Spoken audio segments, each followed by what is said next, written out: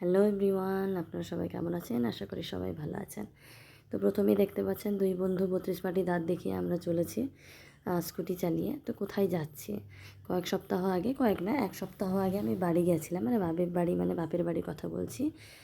তো বিকেল 3টে নাগাদ বাড়ি পৌঁছেছিলাম।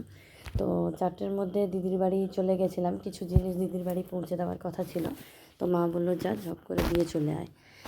তো একা একা যাবো, বোরিং লাগে, তাই ভাবলাম বন্ধুকে ডেকে নিই। তো বন্ধু বললো হ্যাঁ আমি ফ্রি আছি, তাহলে ঘুরে আসি। তো দুজনে মিলে চলেছি ফাঁকা মাঠ পেরিয়ে।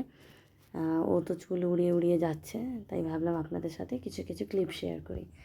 দুই বন্ধু একসাথে হলে যা হয়, দুজনে কত গল্প, কত আড্ডা, কত কিছু, যেন কথাই ফুরোয় না, তাই না?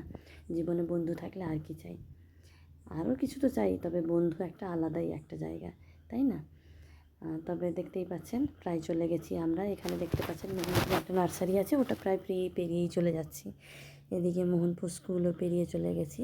তারপরে এখানে পিছনে আমি তিলদাপাড়ার ওই মাঠটাও ক্যাপচার করেছিলাম, এখন দেখাচ্ছি। দেখুন খোলা মাঠ, বেশ পরিষ্কার একদম, রাস্তাঘাট খুব ভালো লাগে।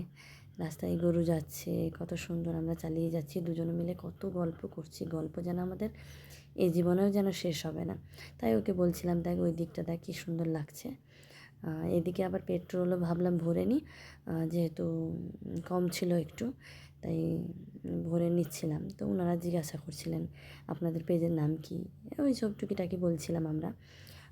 আচ্ছা, আমার বন্ধুর পেজের নাম কিন্তু হচ্ছে নীলিমা। এই তো ও একটা কী বলছিলাম, আমি একটা কী বলছিলাম, ও শুনতে পাচ্ছিল না, তাই ও আমার কানের কাছে গিয়ে হাজির হয়েছে। এত গল্প করছি আমরা সারা রাস্তা ভোর, সে কী বলবো। আর এই যে স্ট্রেট রোডটা দেখতে পাচ্ছেন, এটা হচ্ছে নয়াগাঁর ওই রাস্তাটা। এইখানে এলে আমার গাড়ির স্পিডটা কিন্তু তুলনামূলক অনেকটাই বেড়ে যায়।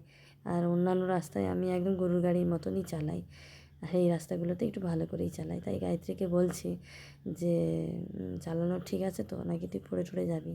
আর দুজনে মিলে বিশ্বাস করবেন না, মানে ওই ভয়ে, ও ভাবছে যে আমি ফেলে দেবো, বা আমি ভাবছি ও আমাকে ফেলে দেবে, এরকম একটা ব্যাপার। যাই হোক, প্রায় চলে এসেছি। আমার দিদির বাড়ি হচ্ছে মালপাড়া। দেখতে পাচ্ছেন নয়াগ্রামের এই রাস্তাটা, এটা পেরিয়ে গেলে ভেতরের দিকে গেলে আর মিনিট 10-এর মধ্যে দিদির বাড়ি প্রায় পৌঁছেই যাব। দেখতেই পাচ্ছেন ভালোই স্পিডে চালিয়েছিলাম ওই রাস্তাটা। তো আমাকে বলছিল যে একটু ভালো রাস্তা পেলে আমাকে একটু দিস, আমি চালাবো। তো দেখুন জয়মা খালি করে প্রায় চালানো শুরু করেছে। পাশে সাইকেল গেলেও ও চালাবে না, তাই বললাম চালা সাহস করে, দেখ তুই অবশ্যই পারবি। তো দেখলাম বেশ ভালোই চালাচ্ছে, রাস্তাটা একটু ভালো ছিল এইখানে, তো চালালো, বেশ ভালোই চালালো। তবে ফেরার পথে এখানে একটা রেস্টুরেন্ট ওপেন হয়েছে অনেক দিন আগেই, তাই ভাবলাম ওটাও একটু ক্যাপচার করি। আসার সময় একটু মোহনপুরের ফেভারিট ফুচকা খেয়ে দুজনে মিলে বাড়ি ফিরে চলে এসেছি। তো আজকের মতন টাটা, আবারও দেখা হবে পরে।